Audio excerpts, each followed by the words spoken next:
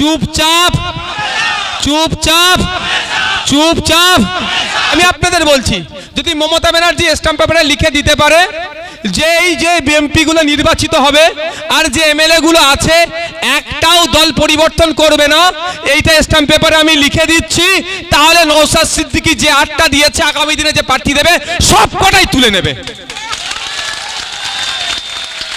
তবে হ্যাঁ, শর্ত থাকবে, যদি একটা এমএলএ একটা এমপি দল পরিবর্তন করে মুখ্যমন্ত্রী সিট থেকে তাকেও পদত্যাগ করতে হবে।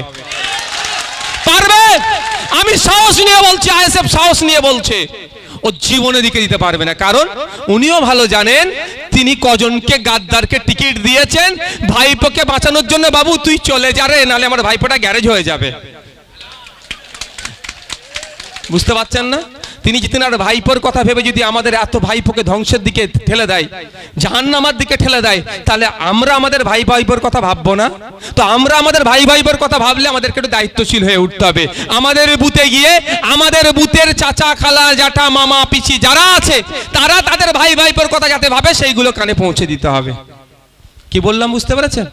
তাহলে একাধিক এমপি সিটে কন্টেস্ট করছে যারা ভিতর থেকে বিজেপি হয়ে বসে আছে, সেই সিটগুলোতে আমাদের কি হবে, দিলে ভোটটা পচে যাবে। আরো কিছু সিট আছে সেন্ট্রাল এজেন্সি একবার করে মিস কল দিয়ে রেখে দিয়েছে। কেমন মিস কল? ইডি একবার করে ডেকেছে, সিবিআই একবার করে ডেকেছে, আইটি রেট হয়েছে, বুঝতে পারছে না? ইনকাম ট্যাক্সের ডাক পড়েছে, একবার করে মিস কল দিয়ে রেখেছে। ও ভোটে জেতার পরেই ডাক পড়বে, ফাইনাল কল পড়বে। বুঝতে পারছেন?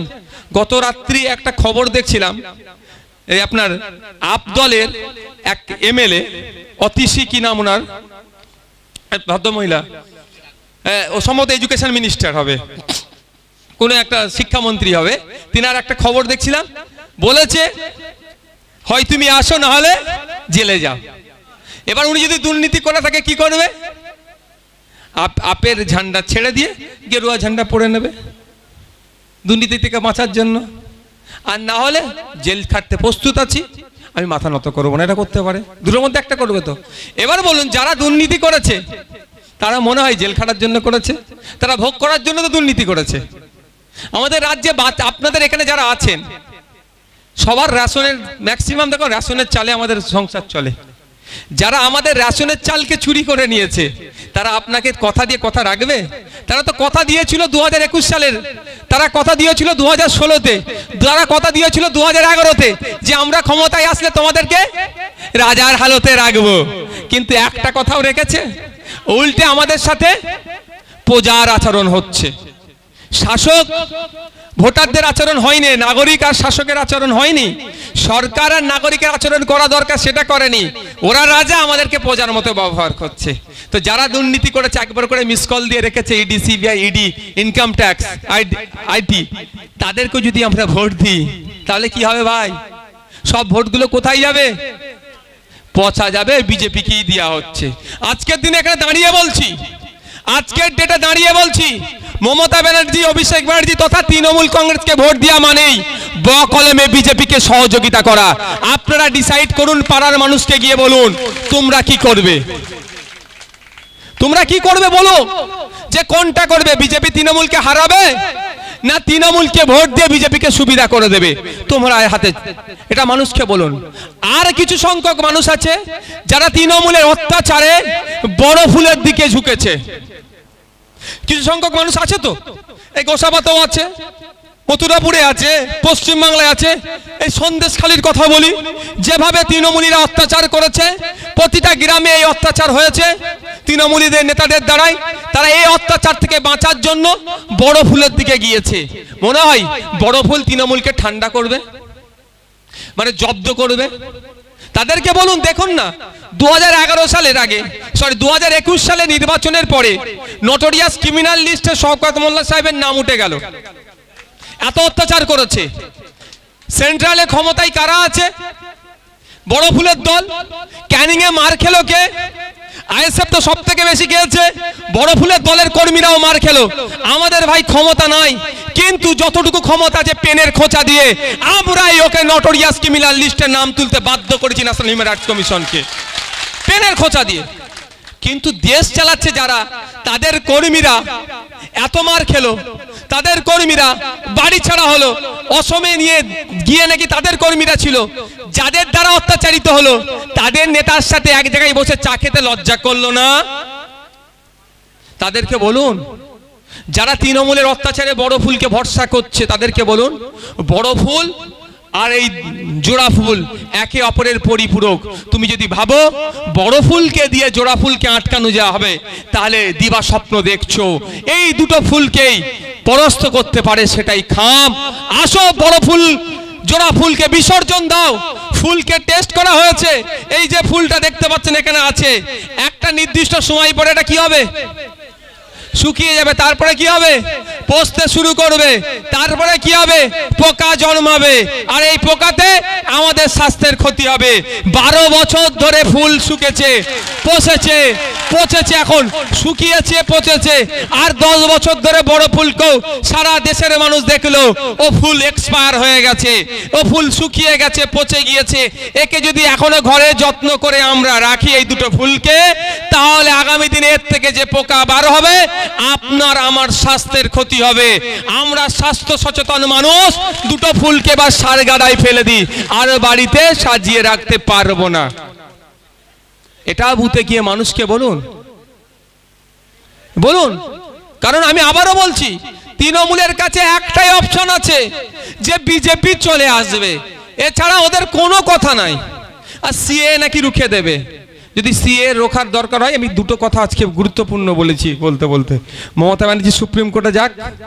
আর একটা কথা কি বলেছি, যে দায়িত্ব নিক মমতা ব্যানার্জি, যে তার দলে জেতার পরে বিজেপিতে যাবে না, সই করুক স্ট্যাম্প পেপারে।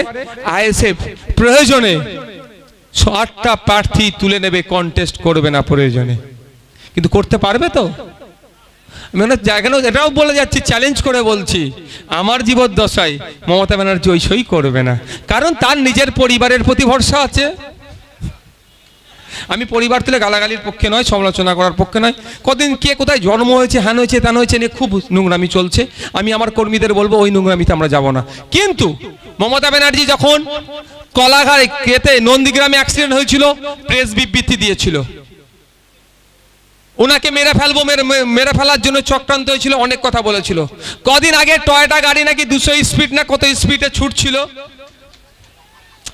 কপালে লেগেছিল, তখন উনি অনেক কথা বলেছিলেন। কিন্তু উনি ওনার বাড়ি থেকে যখন কপাল চোট পেয়ে এসএসকেএমে গেল, দুঃখ লাগছে ভাবতে, মানে সত্যি দুঃখ লাগছে। তার আশপাশের যারা সিকিউরিটি ছিল, যিনি পিওসি ছিল, কতটা অপরিপক্ক, যে একটা জেড প্লাস সিকিউরিটি নিয়ে যে ঘুরে। আমরা ভালো করে জানি, হয়তো আমাদের জেড প্লাস নয়, আমাদের সাথেও তো কিছু সিকিউরিটি আছে, তাদের কাছে মিনিমাম ফার্স্ট এডটা থাকে। রক্তটা মোছার টাইম হলো না মাননীয়ার?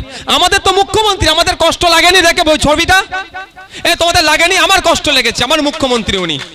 তার সাথে রাজনৈতিক মতপার্থক্য আছে, তার সমালোচনা 100 বার করব, যতক্ষণ না পর্যন্ত তিনি ঠিক হয়।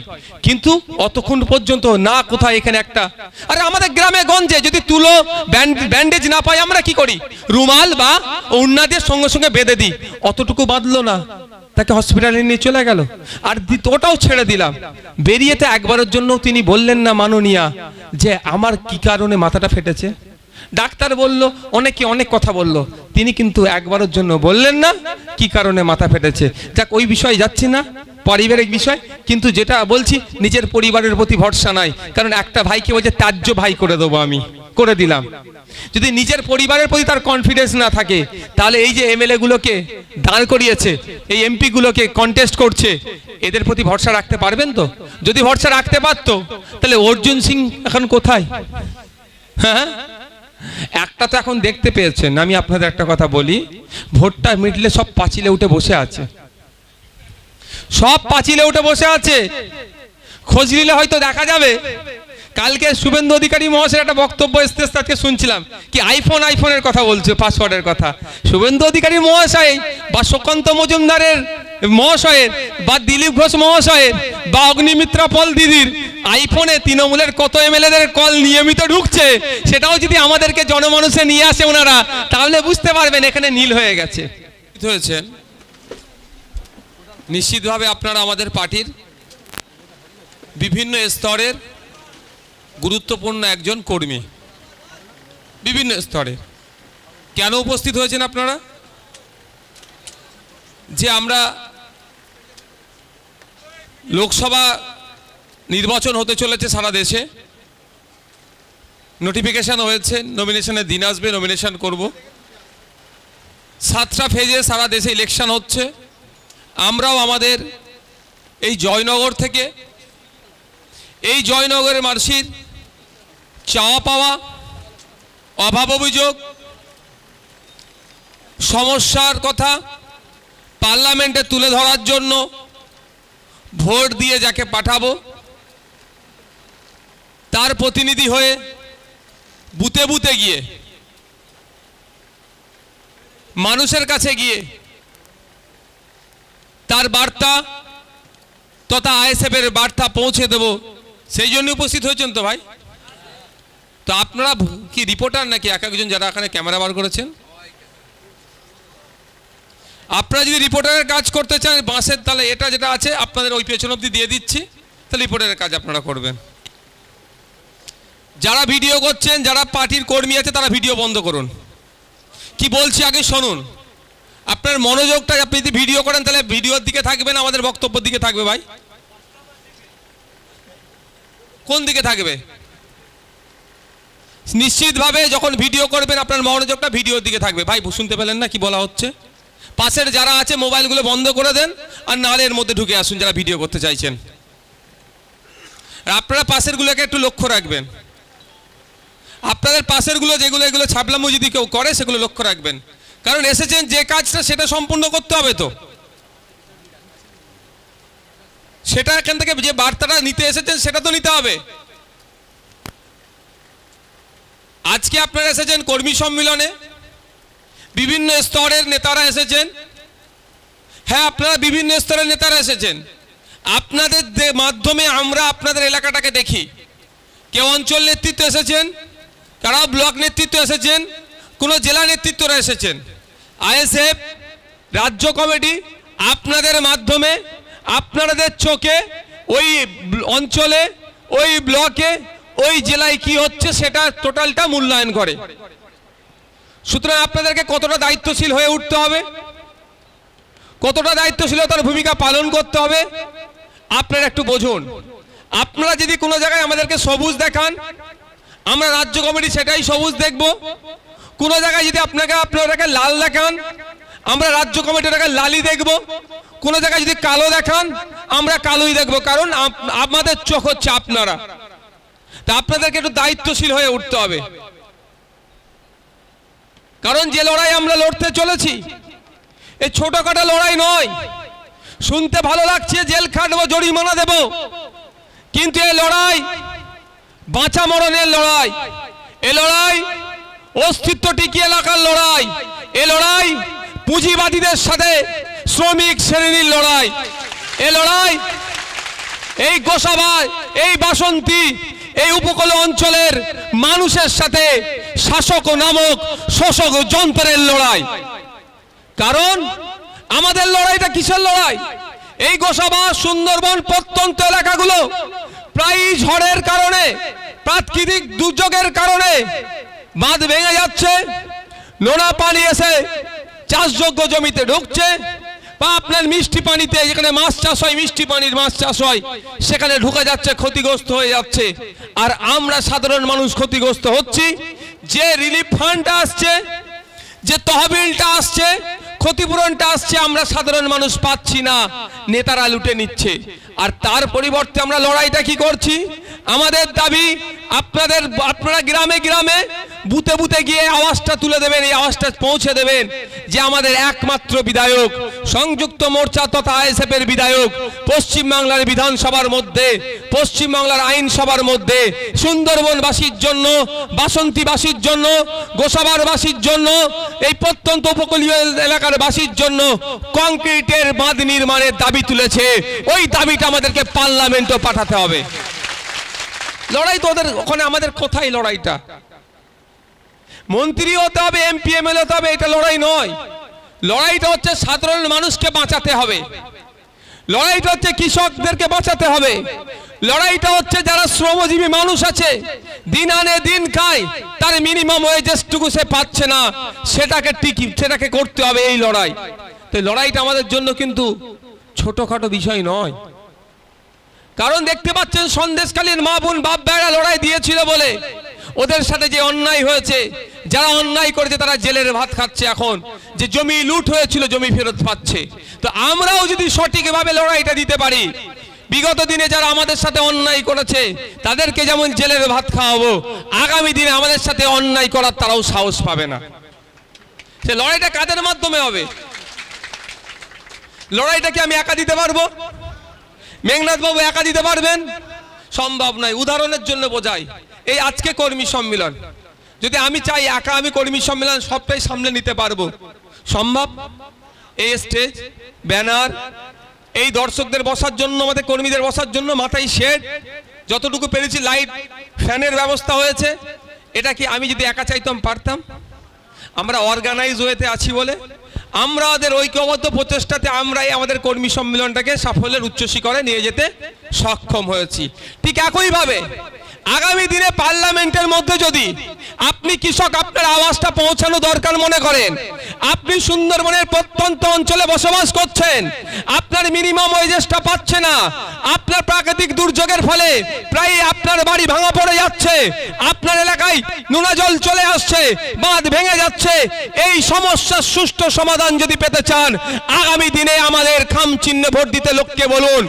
আপনি পাচ্ছেন মানে আপনি বুথের স্তরে চলে যান, মানুষকে বলুন, মানুষের দ্বারে দ্বারে গিয়ে বোঝান।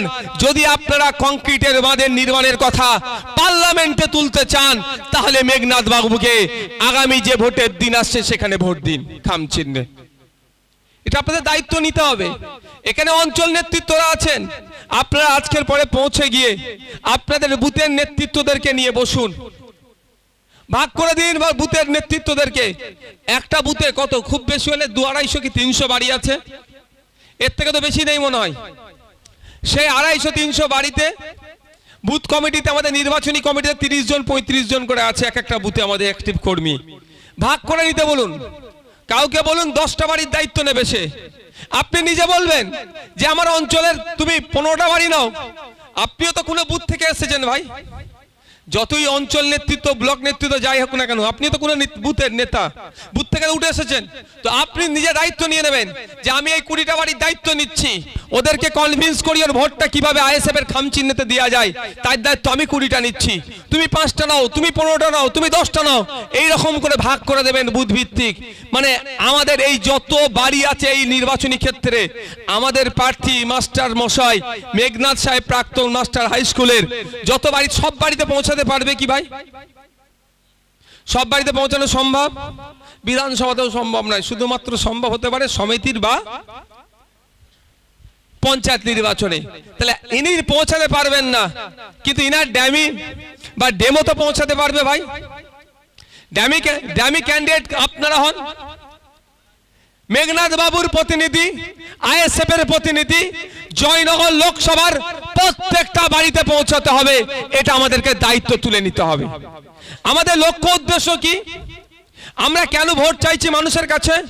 আপনারা আজকে আসলেন, আমাদের বক্তার বক্তব্যগুলো শুনলেন, মজনু সাহেব বক্তব্য দিলেন।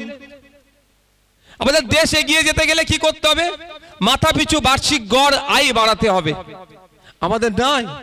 আমি যে রাজ্যে আমাদের ফিরে আসি, এখানে কৃষি প্রধান এলাকা, মানুষ মাছ চাষের সাথে যুক্ত থাকে। এদের কৃষকদের মাসিক গড় আয় কত? 7,000 টাকার নিচে। মাছ চাষিদের বেশি গড় আয় নয়। এইগুলোকে বাড়াতে গেলে এদের বিজ্ঞানসম্মতভাবে চাষ করার জন্য উৎসাহিত করতে হবে। এটা তো পশ্চিমবাংলার বিধানসভায় আপনাদের বিধায়ক তথা সংযুক্ত মোর্চার বিধায়ক তো বলছে। এই আওয়াজটা শুধুমাত্র পশ্চিমবাংলায় বিধানসভায় সীমাবদ্ধ রাখতে চাইছি না আমরা। এই আওয়াজটা আমরা এখানে জয়নগর থেকে পার্লামেন্টে পৌঁছাতে চাইছি। পার্লামেন্টে কে বলবে? জনগণের জনপ্রতিনিধি বলবে। জনগণের জনপ্রতিনিধি পার্লামেন্টে বলবে। না হলে যাদেরকে পাঠাচ্ছেন বিগত মনে 10 বছর পাঠিয়ে রেখেছেন তো ভোট দিয়ে। লাভটা কি হয়েছে? একটা ভিডিও ক্লিপ ছাড়তে বলুন না, যে পার্লামেন্টের মধ্যে গিয়ে এই জয়নগরবাসীর কথা ভেবে তাদের জন্য প্রতি বছরে যেভাবে প্রাকৃতিক দুর্যোগের ফলে বাঁধগুলো ধ্বংস হয়ে যায়, বালির বাঁধগুলো নষ্ট হয়ে যায়, তার পরিবর্তে বিজ্ঞানসম্মতভাবে বাঁধ নির্মাণের কথা বলেছেন বা কংক্রিটের বাঁধ নির্মাণের কথা বলেছেন। এই একটা ভিডিও দেখাতে পারবেন? আমার মনে হয় পারবে না। আমি চ্যালেঞ্জ দিচ্ছি, আমি এই জায়গাতে কর্মী সম্মেলন থেকে আপনাদেরকে চ্যালেঞ্জটা তুলে দিচ্ছি, আপনারা গিয়ে বুথে বুথে পৌঁছে যান। আপনারা বুথে বুথে গিয়ে মানুষকে বলুন, আপনারা দায়িত্ব তুলে নিন। যে কথা আমরা বলছি সেটাই যে আপনারা শুধু আপনাদের মুখ থেকে বলবেন। আমরা এখানে যে কথাগুলো বললাম, আজকে বলছি আমরা, সেটাই গিয়ে বলুন যে আমাদের বিদায়ী এমপিকে যে আমরা ভোট দিয়ে পাঠালাম, আমাদের লাভটা কি হয়েছে, আমাদের জন্য কথা কথা পার্লামেন্টের মধ্যে বলেছে, সেটা দেখাতে বলুন। তখন তো মানুষের মাথায় চোখ করে ঘুরে যাবে। আমি কৃষক, আমি শ্রমজীবী মানুষ, আমি মৎস্যজীবী, আমার ঝড়ে বাড়ি ভেঙে যাচ্ছে, সে আমার প্রাকৃতিক দুর্যোগের কারণে আমি ক্ষতিগ্রস্ত হলাম, সমাধান তো দূরের কথা, আমার ত্রাণের টাকা লুট হয়েছে, এটা নিয়ে কটা কথা বলেছে আমাদের বিদায়ী এমপি। এটাই বাড়ি বাড়ি গিয়ে কোশ্চেন করুন তো আপনারা। তারপরেই বলুন যদি আমাদেরকে সুযোগ দেন, কারণ আমরা জোর করতে পারি না। সংবিধানের 341 নম্বর ধারাতে উল্লেখ আছে ভারতীয় নাগরিক হতে হবে, 18 বছরের ঊর্ধ্বে হতে হবে, তাহলেই সে ভোটদানের স্বাধীনতা রাখে। আমরা তার ভোটদানের স্বাধীনতাতে হস্তক্ষেপ করতে পারি না। আমরা দেশের গণতন্ত্রকে, দেশের সংবিধানকে মান্যতা দিয়ে চলি। উপরন্তু যারা দেশের সংবিধান গণতন্ত্রকে মান্যতা না দেয়, তাদের বিরুদ্ধে আমরা আইনি লড়াইয়ে থাকি। তো প্রত্যেকটা মানুষের অধিকার আছে। মানুষকে বলুন, তারা যদি আমাদেরকে ভোট দেয়, আমাদের পক্ষ থেকে পার্লামেন্টে যায়, জনগণের জনপ্রতিনিধি পার্লামেন্টে গিয়ে এই নির্বাচনী ক্ষেত্রে মানুষের যে অভাব অভিযোগগুলো আছে সেইগুলো তুলে ধরবে। শিক্ষা, স্বাস্থ্য, কর্মসংস্থান তো আমরা সকলেই দেখছি, কিন্তু সাথে সাথে এখানে যে বৃহত্তর অংশের মানুষ, শ্রমজীবী মানুষ, এখানে কাজ না পাওয়ার ফলে ভিন্ন রাজ্যে কাজে চলে যাচ্ছে।